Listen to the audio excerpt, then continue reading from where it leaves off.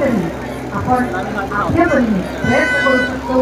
आपण पाहतोय की अगदी काही क्षणातच हे घर रचले जात आहे आणि यामागचं कारण असं की अनेक दिवसांचा हा सराव अतिशय शिस्तबद्ध पद्धतीने ही चढाई एक एक घर रचला जातोय, मनोरा रचला जातोय. ते 2-3 घर अत्यंत शिस्तबद्ध पद्धतीने रचले गेलेले आहेत आणि मला वाटतं वरती 3 एक्के होत आहेत आणि हे एक्के सुद्धा अतिशय सहजपणे बाल गोविंद सुद्धा तितक्या तत्परतेने सुंदर